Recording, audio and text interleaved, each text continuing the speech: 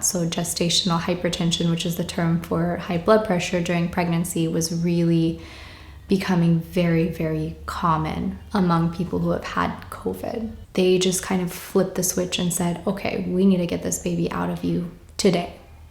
We'd like you to go down to triage. They're going to look at your blood pressure a little more, and they're going to induce you today because you're at 37 weeks.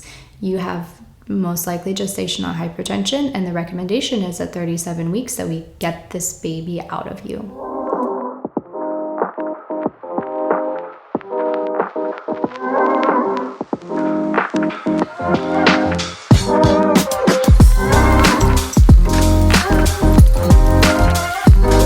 Hi everyone, and welcome to another episode of the Coffee Witching Hour. This is my new podcast all about raising kind humans, birth, babies, yoga. We are going to be talking about all of those things in this podcast. And today we are going to be talking about something really special. It's about my second baby's birth story. I'll be calling him Baby Oakleaf on this podcast. And that happened just over a year ago. So my baby just had his first birthday. So it's something that I've been thinking about a lot in the last few days. So it's going to be really fun to get into all of the details. I do have a written account of his birth story as well as my baby Snoopy's birth story. She's 3 years old now. And I will link those in the description below. So if you enjoy the written format, that is there for you. But as I said in the last episode, those were written pretty fresh out of the birth experience. And what I'm telling now is my memory of the birth experience all that time that has passed later. So in the last episode, I talked about baby Snoopy's birth story, and it's been 3 years, over 3 years since that happened. And now I'm talking about this birth story that happened just over a year ago. So it will be interesting again to see how my perspective has shifted. I don't know how it's shifted yet. I'm interested to find out what I'm thinking and get into all of those details and see how they might be different from when baby was really fresh out of the womb and when everything was really raw and a little more unfiltered. But if you do enjoy listening to birth stories in a more audio format, this is here for you. If you enjoy the written format, those written accounts are there for you as well. Just a note before we get into all of the details, birth stories are pretty gory and they are a little bit intimate. And I don't think I'll be shying away from those intimate details. So if you are someone who struggles with hearing things about blood and about babies being born and about reproductive parts and all of those things, then this may not be the episode for you. Please feel free to skip ahead to a different episode if I have more recorded at that point. So I will not be offended if you don't want to listen to all of those intimate details, but just so you know, they probably will be coming up in this episode. Without further ado, let's dive into our topic today. So I mentioned when I was talking about my birth story with Snoopy, how that pregnancy was just so easy and really kind of a textbook case of pregnancy, more or less a textbook case of labor, except that my labor did stall for quite a while during the almost active phase of labor, but once things progressed, it kind of went normally, and then healing was normal, and it was overall a pretty uneventful, healthy experience. This experience with baby Oakleaf was so different. It started off, even from the first moment that I realized I was pregnant, I was having this massive poison oak outbreak. This is why I'm calling him Baby Oakleaf, because when I found out I was pregnant, I was going to the pharmacy to pick up a bunch of medicine because we were out in California kind of living in a patch of poison oak, which we didn't realize when we moved there, and we didn't even realize how allergic I was to it when we moved there. But I was having these really bad allergic flare-ups basically, and this was the second big allergic reaction that I had had since coming to California and since moving into that house. But since that very first reaction, it seemed like I was kind of continuously, chronically having this allergic reaction where I would just have little itchy spots all over different places on my arms, my legs. When I would have the kind of flare-ups, my entire body would feel like it was just blowing up. And the first one I got, which was before I was pregnant, I had kind of like this pus area all over my belly. My arms were 2 times the size they were supposed to be since there was so much pus there, and it was just miserable. The second time was pretty similar, except with the second time, maybe I wasn't quite as swollen, but I had the poison oak all over my face, all over pretty much everywhere on the body, and it was just not fun to be in that state. I couldn't really sleep. I couldn't really do anything productive. I couldn't really work, barely, even though I was working from home. It was very hard to work when you're just inflamed and itchy and not in a good state. Yeah, so I was going to the pharmacy to pick up my medication, and I was supposed to be getting my period that day, but for some reason I just kind of thought, you know what, I'm gonna pick up a pregnancy test just in case. The just in case was because when I was in this phase of not having a flare-up, which was really just for a couple of weeks in January of that year, I got a very acute case of baby fever. I was doing a postpartum doula training. It was my first postpartum doula training that I had done. I had done the birth doula training and had just gone into my first birth doula experience, had come back from that and decided to sign up for this postpartum doula training. And I think all the baby talk did something to me, and everything in California was in this early spring bloom in the middle of January, in early January really, and it was warm and beautiful, and I just got baby fever, and we didn't use protection that month. And so I'm just like, yeah, I'm going to pick up a pregnancy test and just take it, just see. This was the first month that we hadn't used protection since having snow pea during my fertile period. So I'm like, it's not likely that it's gonna happen, but there is a chance. Well, I went home and gave myself this warm oatmeal bath, took my medicine, took the pregnancy test, and it was positive. And I was like, wow, what inconvenient timing that my body is blowing up and now I'm pregnant.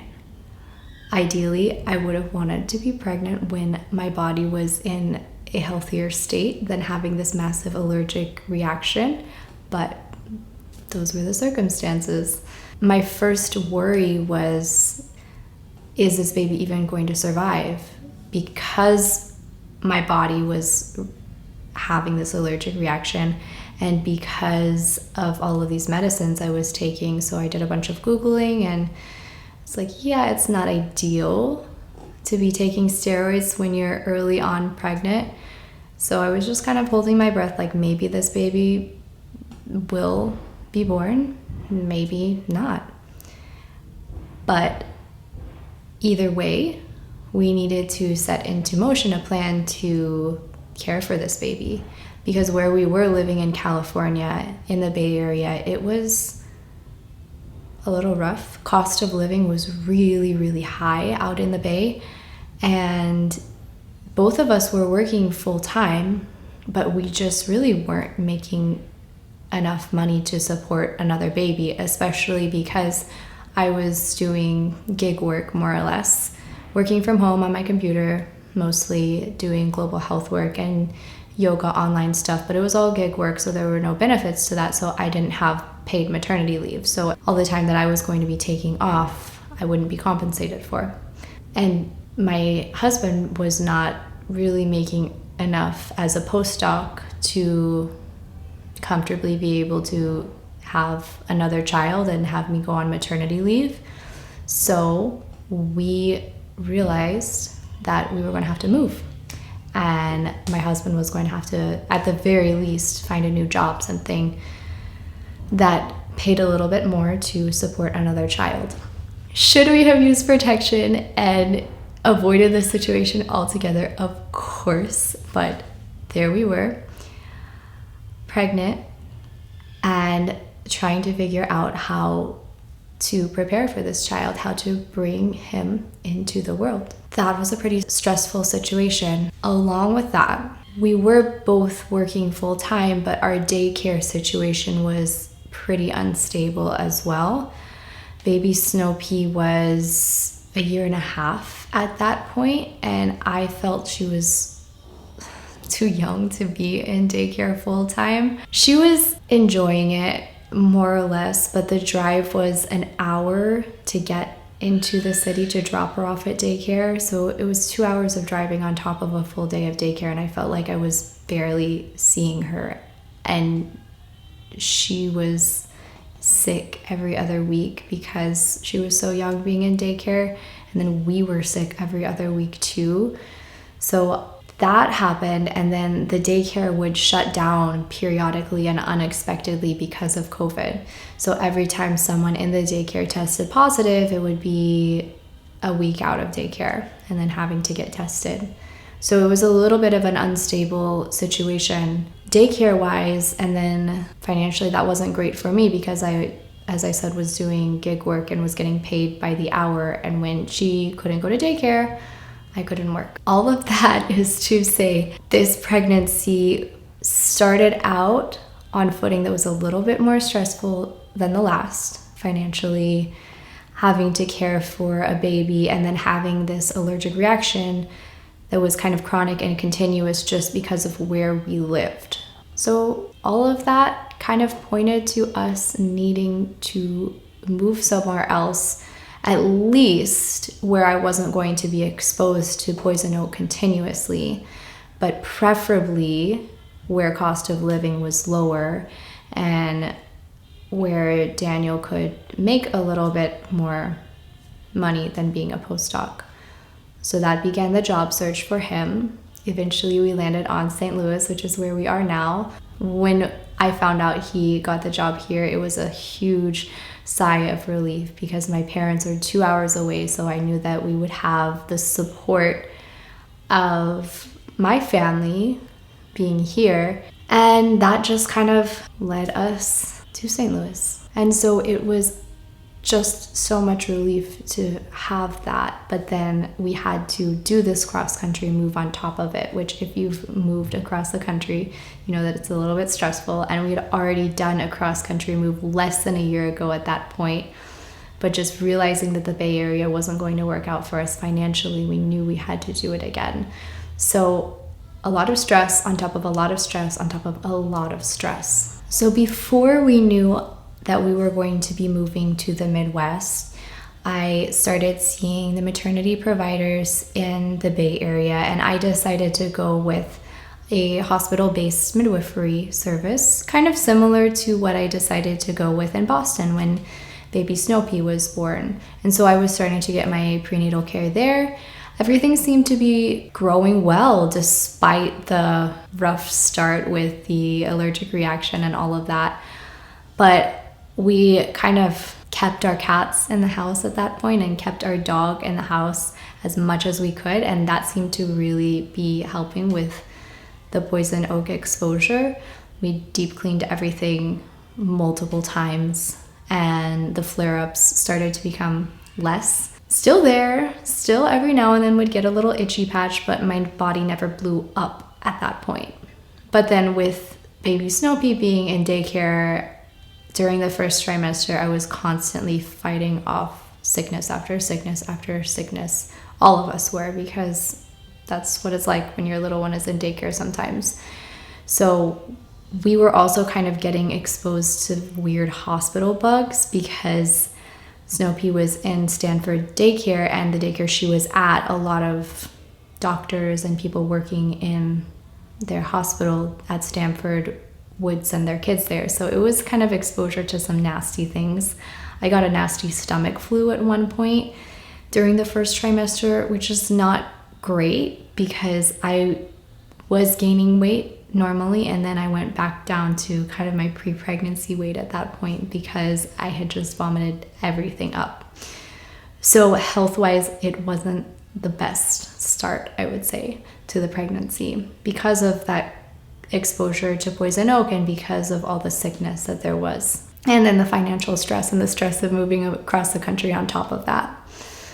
Fast forward a few months after we knew we were moving to the Midwest, I went on vacation with my family. Daniel started his job but working remotely in California for just the first month before we made the move to the Midwest. But I took my first vacation that I had taken in over a year because we had to do farm duty on the weekend, so we weren't really allowed to travel much because we were living on someone's ranch. But finally, towards the end of that experience, I got the okay to take a vacation with my daughter. And so we went on vacation, and immediately when we got to Norway, I tested positive for COVID. So I had been exposed somewhere in California and brought that virus all the way to Oslo with me. I didn't feel anything until I was on the plane, and once I was on the plane, I realized I felt awful and couldn't stop coughing. But once I was in Oslo, had landed, was settled, I realized I really felt bad and took the test. It was positive and just tried to rest as much as I could, but was a little bit stressful for obvious reasons, because I had been trying to avoid COVID all of these years since the pandemic started, and then finally had it during my pregnancy after kind of a rough health-wise start to the pregnancy. And so I was just kind of trying to keep it together at that point. I got through it. I think I suffered the worst of anyone in my family because it spread to my mom, my daughter. My dad didn't get it, even though he was with us. My brother also didn't get it, even though he was with us. We were continuously testing the whole time to make sure. And my daughter and I isolated the first few days by ourselves in the Airbnb. Daniel also got it from us when we got home. So everyone had it. And I think out of everyone, I probably had it the worst symptom-wise, and my symptoms seemed to linger the most. I lost my sense of taste and smell completely for a week, I think, which was a little bit scary. And then I just had this cough that was just probably a month that the symptoms were still there and that my voice was just kind of off. After that month had passed since having COVID, I started to kind of feel better and thought there was no long-term damage from COVID, thought I was kind of back to myself more or less. We were staying with my parents in Carbondale, Illinois, because we didn't have a house yet in St. Louis, and my husband and I were kind of in the middle of doing a house search while he was working in person at this time now in St. Louis. So he was kind of staying in Airbnbs and staying with us in Carbondale a little bit while we were searching for houses. We finally found a house, moved in August. I shifted my prenatal care during that summer to another hospital-based midwifery service because that seemed to have been working with me, and things seemed to have been going well. I think I was kind of in a happy phase during the second trimester into the early third trimester after COVID seemed to have passed and started to feel okay in my body again. But the one thing that was a little bit concerning to me, I think, was that baby was breech until 32-ish weeks. So I think that had to do with a lot of the moving that we did and traveling that we did and being stuck in planes and cars, because we road tripped all the way from California to St. Louis. And honestly, on kind of a deeper level, I think that breech was kind of an indication of how baby Oakleaf was a little bit reluctant to enter the world until we were kind of settled in St. Louis, because we didn't have a home at that point. Daniel had a job, but we were not settled. We didn't really have a community. We didn't really have the support that we needed at that point. So he, I think, was feeling my kind of unsettledness. But then once we moved to St. Louis and had the house and all of that, that's when he flipped to head down then what I started to notice in my prenatal appointments was that my blood pressure was starting to inch up. I've always had low blood pressure in the past, just my normal baseline is pretty low. It's usually has been in the like 100 teens over 60s, 70s. So it's pretty low baseline what I have. And that's what the levels were when I started prenatal care in St. Louis. But week by week, I started to see those numbers inch a little bit higher to the point where they were having to do a retake every time I would come into the office and then kind of still not be very happy with the number, but they would let me pass. But me just knowing myself with those numbers that I was getting, which was kind of into the 130s over 80s area, I just kind of felt something wasn't quite right. And it made sense to me. I mean, I had had COVID. I had been through all of this stress, both in my body with the allergic reactions and with all of the sickness in the first trimester, and then the stress of moving, of having to give up work, of having this unstable childcare situation with my daughter. It just made sense to me that the numbers were creeping up, even though I did not want it to be the case. And with COVID, they said, after they finally kind of acknowledged the blood pressure creeping up, because I think they didn't want to scare me about it at first, but they said that they had had a lot of people who had COVID and then had high blood pressure after that. So gestational hypertension, which is the term for high blood pressure during pregnancy, was really becoming very, very common among people who have had COVID. So I did not want that to be the case at all, but the numbers were kind of undeniable that that's what was happening to my body. So besides just kind of seeing those readings inch up, it just felt a little bit like a different experience pregnancy-wise compared to my first, in that during the third trimester, I really started to feel like I needed to slow down. Like I just needed to rest. Like I just wanted so badly to just curl up into a fetal position and just like chill out there for a few days. I felt like that's what my body really needed. And I felt also like I couldn't give that to my body because I had this toddler running around and because we had to unpack all of this stuff from the move. And it was kind of just that internal itch to rest, combined with the fact that every time I went from sitting to standing or lying down to sitting up or anything, my heart would race in a way that I had never experienced before.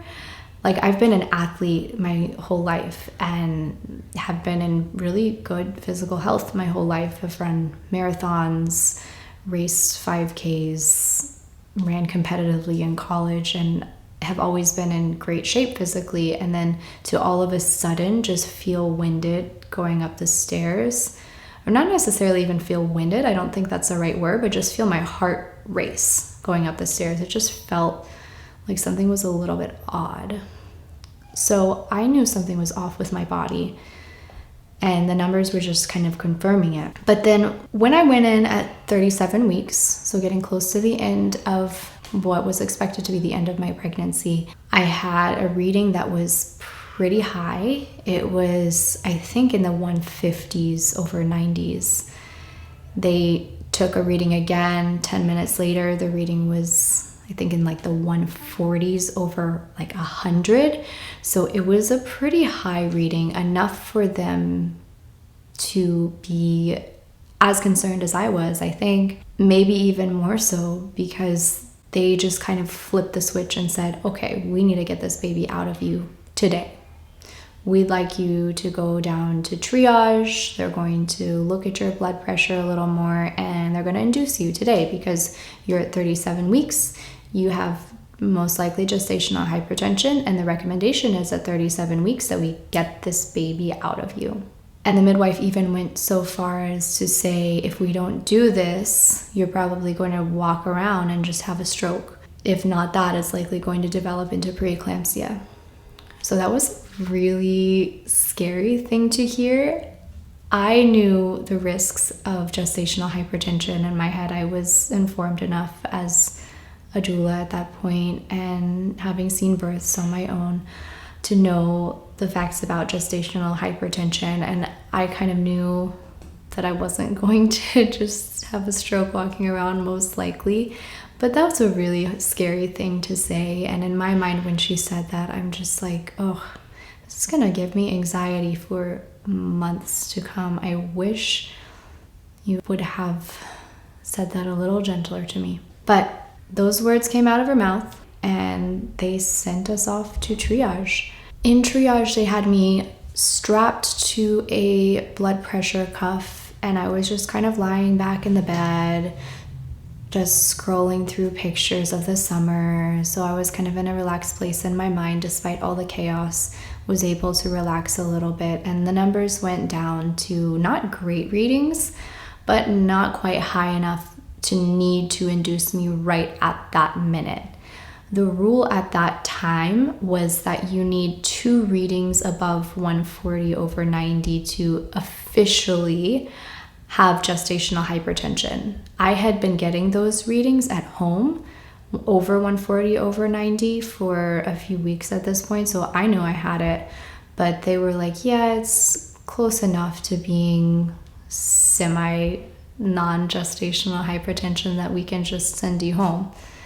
And it was a little bit of kind of like, what now situation, because I was just told that I'm going to have a stroke and die if I go home, and now you're telling me that it's okay. But still, I was relieved to be able to get home, to finally finish packing my hospital bag, to arrange childcare for Snoopy so that the next time I would go in to see the midwives, I would know that if it's that situation again, we have some support.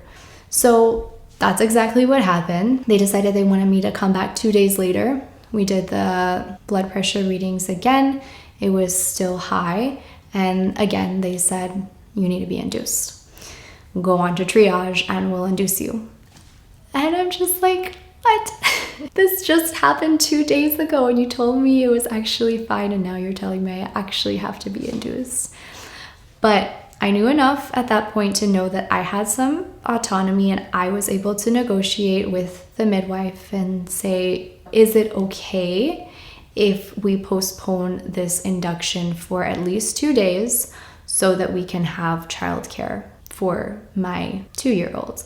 Because I don't want her to be there in the labor room if this is going to be 3 days and a C-section or whatever it may be, if my body's not ready yet. The midwife said, that's not the recommendation, but if you want to do that, you can do that. So that was what was agreed upon, and I was happy with that because I had the blood pressure cuff at home, and I felt that I trusted myself and my body enough to know if it was going to be a situation where I needed to be induced immediately. Not that I've ever been in this weird gray area of having insanely high blood pressure before, but I still trusted my gut enough to know if the induction needed to be immediate or if it just needed to be maybe sometime in the future, in the next few days or so. So we settled on that, on being induced 2 days later once we had childcare. So then I was just kind of playing the waiting game for a few days, monitoring my blood pressure like they told me to, doing all of the last minute things that I thought I still might have 3 or so weeks to do, unpacking boxes still, doing art on my belly, some little henna art on my belly because that was so fun to do with my first pregnancy, and I knew I wanted to do it with my second. So the last night that I was pregnant, we did the henna belly art, had some spicy Indian food, got my favorite ice cream, met with my doula, who I did have a doula with this experience. I wasn't allowed to with COVID for my first baby, but I needed all the support I could have with this baby, and I knew that. So met with the doula and had my parents come over and just kind of felt ready at that point. So when they called me in to go into the hospital for the induction, 2 or so days after that last appointment where they told me I officially needed to be induced, I was ready. I was excited.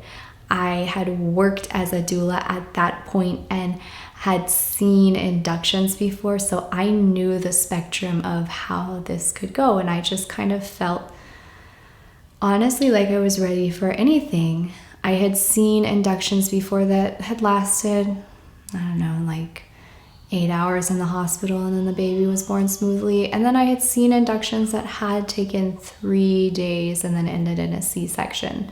So I knew where this could go, and I felt that being a doula and having seen those births prepared me for anything. So I was ready. So we've come this far at this point just to get to the birth story, and the actual birth story was so short compared to the months of stress and just really physical challenges that led up to it. But the induction story itself, I went in around midnight with Daniel. We did the triage, all the check-in things, got pretty quickly into a maternity room. The midwife came in, checked me, said I really hadn't dilated at all at this point. I was a little bit effaced, but wasn't just about to pop out the baby at that point. So she recommended taking Cytotec to start. So Cytotec, also known as misoprostol, is something that I was familiar with at that point because I was still doing one of my doula trainings that was a full spectrum doula training at this point. So it also talked a lot about abortion. And Cytotec, or misoprostol, is one of the popular medicines, or one of the most common medicines to use for abortions. And now that past summer, there had been all of this abortion debate going on in the country. So it was one that we had talked about was kind of banned in the non-medical communities, and was even talked about becoming banned within hospital settings. So it was kind of a wild thing to be taking this medicine that was going to, I felt, maybe save my life because of my gestational hypertension and because my body was freaking out with this pregnancy. When if this medicine got banned, I know there are other ways of being induced, but they're much more invasive and really not as great for the body. This is kind of one of the ones that works with your own body's natural way of pushing the baby out. It just starts to ripen the cervix and allow from that ripening the baby to begin to descend if the body's ready to do that. So it's a little bit invasive, but it's gentler than just starting with Pitocin or something like that. So it was a little bit thrilling to be taking this medicine that was a little bit contested, a little bit controversial, but ultimately what was going to, I felt in some ways, save my life. Because what would have happened if I hadn't opted for the induction? What could have happened is that I could have had a stroke. What could have happened is that I could have ended up with a seizure or something worse. It's not 100% guaranteed that that would have happened. I might have also just naturally gone into labor at 40 weeks and had high blood pressure but been fine. But also it could have not been fine. And so I'm grateful that I had that medicine to ripen my cervix and to allow my body to naturally progress into labor. And that's exactly what happened. I took a first round of the Cytotec. Not much happened, didn't really feel anything, was just lying on the bed trying to rest, was lying in a side-lying position with the peanut ball. So that was kind of helping my body to open in the way it needed to. Once the morning came, they gave me another dose of Cytotec because not much had moved yet. So I took that second dose. Still wasn't feeling anything. On the monitor, I could see that contractions were happening a little bit, but I didn't feel anything more than maybe just a light menstrual crampy feeling. So then they gave me a third dose of the Cytotec, either right before or right after that third dose, my doula came in and gave us some extra equipment to set up the room for the birth. I still thought it was going to be quite a while at this point. As I said, I had seen inductions that had lasted for days, so I wasn't really in a hurry, but she helped to set up the room a little bit. I put out some tea lights. She put out extra tea lights, put out some affirmation cards. She had a diffuser with some clary sage, so we got that going, and the room just looked really nice, really calming. I had my boombox, my little portable Bluetooth speaker playing music, and the vibe was right. And then with that third dose, that's when I started to really feel something coming. At that point, it was around lunchtime, so my parents and Snopey came in and joined us for lunch, and I was trying to not show that I was feeling the contractions come. I had this little hand comb that I held in my hands during contractions, and every time I would get the contraction, I would squeeze it a little bit so that I wouldn't make noise, essentially, so that I wouldn't scream with what was starting to be pain that I was feeling. But they ate lunch with us and then left the room, and then it was just me and Daniel for a while. And as soon as Snopey and my parents left, that's when I kind of really started to feel things pick up. And this was similar to the labor pain that I felt when I was pregnant with Snopey, but it was kind of just starting all of a sudden, getting to something that felt like a lot of sensation, whereas I felt her labor was a little bit more of a gradual onset. I tried to shift around, tried to move around a little bit, got on the birth ball for a little bit, breathed through some contractions, but as soon as I did, I saw my blood pressure shoot up to like 157 over something. And so I knew at that point that I had to keep lying down during the contractions, otherwise my blood pressure would be high.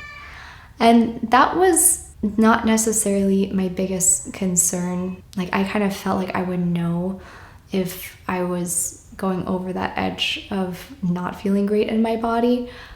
But I was also friends with someone on Peanut, which is a friendship app for moms, who was just down the hall, also had just been induced at the same hospital, which was wild, and had also been induced for gestational hypertension. Hers had actually advanced to preeclampsia, but it was the same situation, more or less. It was her second baby. She also had COVID during the pregnancy. So same exact situation, more or less. But we were kind of texting literally as I was in labor, and she was telling me, just make sure your blood pressure doesn't go above 160 over 110, or hospital policy is to give you magnesium, which she had and said she was still feeling really woozy from it. And I've heard other people have had magnesium and have not felt great and have had really rough labors because of the magnesium. Of course, that is a medicine that is there to help you if it's needed, but I did not want to get to that point. And it was kind of an unspoken rule in the hospital that I had learned through gossip, more or less, but I wish the midwives had just told me that rule was there, had been upfront about the situation of where the boundaries were, so that I just could have learned from them how to navigate the labor. But again, I think they just didn't want to scare me. But with that information, I knew that I had to stay lying on my side during contractions. I just kept the peanut ball in between my legs, squeezed it, breathed through the contractions, moaned through the contractions, and they really were getting strong. So I felt like we got into a pretty good rhythm with the contractions. Daniel would apply counter pressure as I was having those contractions. He would apply it from my side because I was lying down, breathing, moaning through those contractions. So he would apply the counter pressure, and then I would just breathe through it. But it got to a point where it was really starting to hurt. And I was just like, this is picked up so quickly. I don't know if the drugs were too strong. I don't know what's going to happen. And then I got a text message from the woman down the hall who had been in labor, and she was kind of telling me about how her labor had gone. She said that she had 2 rounds of Cytotec, dilated to 2 centimeters, and then had 17 hours of Pitocin before the baby was there.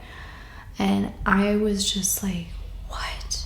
I cannot do 17 more hours of this. This is too strong. These drugs are too strong. I don't think I can do this. So I felt like my moans started to get louder, maybe a little bit more panicked. I don't want to say panicked.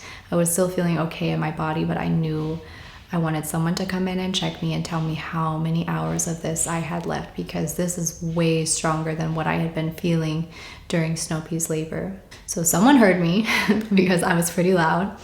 They came in, they checked me. I was 4 centimeters at that point, which was only as far as I was dilated at the very beginning of getting to the hospital when I was in labor with Snoopy. And I didn't want to compare those two experiences in my mind, but I'm like, oh no. I was pretty discouraged because I had a while left to go, or so I thought. But the midwife didn't seem to be discouraged at all. She said, you can get into the tub now. We'll get a bath going for you. Sit in the tub and things will feel better. So the minute I got up to get in the tub, I started feeling the urge to push already. And I'm like, why am I feeling this? I'm at 4 centimeters. This isn't right. But what I realized later is that at that point, baby's head just kind of went to the right place to get me to that point of being really fully dilated. Literally just standing up from the table, going from 4 to 10 is probably what happened, because with that next contraction, I started grunting more. I started feeling more pressure, and I started feeling like this baby was ready to come out. But the bath was ready. I tried to get in the tub. It looked beautiful in there. I remember that, with all the little tea lights, with the bath going, with that calming water. I stepped into the tub and I'm like, I can't do this. I got out because I said it was too hot. They cooled it down. I breathed through some contractions, got back in the tub. Still was like, I wish I could stay here longer, but I really am feeling the urge to push. And the midwife said, if you need to, you can always stand up. We can catch the baby from behind you if you need to.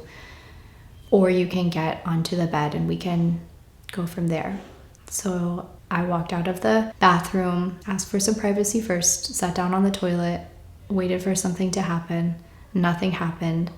I think I would have had the baby on the toilet again because I was like ready, feeling that urge to push, feeling the pressure down in my body, and just wanting to get this baby out. But the midwife knocked on the door, just like in my first labor, and was like, are you okay in there? Came out, got onto the bed, got on hands and knees first because that's what the midwife suggested. But I really didn't feel great pushing in that position. She told me at that point, since I had been feeling the urge to push, that I could go ahead and push, but I felt weird pushing in that position. I don't know, I just felt really exposed, which is funny. I think because I had been exposed for a while at that point, I think I was naked. I was naked, I think I was. It's hard to remember. But I had been kind of feeling very primal, very naked, very moaning, very making a scene, not caring, and then got onto hands and knees, and I'm like, I don't like everyone staring at me. And so I just switched onto my back. I think I went from one side to the other, pushed a little bit, then finally pushed in center with my knees more into my chest. And the midwife checked me at that point and said she could feel the bag bulging. And if she broke the water bag, I was probably gonna have a baby right then. So I told her she could break it. Oh, my doula came in sometime around this point because we called her probably way too late, but things picked up so quickly. All of this was in the span of like 45 minutes from the time that I started really, really feeling things pick up to now being about to push the baby out. So the doula was there, she was holding my hand, Daniel was on the other side, the midwife was right in front of me, the nurses were around, the tea lights were around, the affirmation cards, the music, everything to make it a calming space. And I was just like, yeah, let's do it. Break the water. She did. I felt this gush, literally like this waterfall coming out of me. And I had to work so hard to slow this baby down because he was just coming out so quick. So I breathed. This time I literally did breathe him out. Slow and controlled, let him crown, and then gave a little push and he was out. It was so quick. I was so amazed. There wasn't even time for pain medication if I would have wanted it at that point. No time for magnesium, none of those things. Thankfully, I didn't need either of those things. But they put him onto my chest and I was just in awe. In awe. He was so tiny. He was smaller than baby Snoopy was because he came out earlier. She was 6 pounds, he was 5, and the difference was just amazing. He was so tiny. So I felt not even ready to be out in the world, and it was just amazing to see this little human I had been growing inside and felt that had just been ripped from me, more or less, but that in being ripped from me, it was able to save my life in some ways. And I just wanted to hold him and protect him and give him all this love for this crazy whirlwind of a pregnancy that it had been. So I held him close to my chest. Placenta came out. It was ugly compared to the first one. Now, having seen my first beautiful heart-shaped, perfect textbook, not even textbook, this is like artistic placenta versus this kind of like, I don't know, discolored. It was like a darker, discolored, diseased with COVID placenta. And we took this one home. I wish we had taken my heart-shaped one home.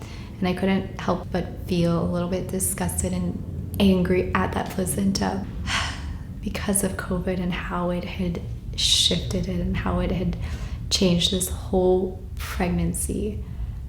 But there it was, this diseased placenta that we wrapped in aluminum foil and took home with us. That is our story. So a hugely different experience compared to my first perfect pregnancy, long labor, natural birth, and now this really hard physically, emotionally pregnancy and an induction, a whirlwind of an induction. 2 different experiences, but each empowering in their own way. So if you are still with me at this point, thank you so much for listening to my stories. Next time I record a podcast will be something completely different. I don't know what yet. So if you have ideas for topics, things that you want to hear, please let me know. But I will see you next time.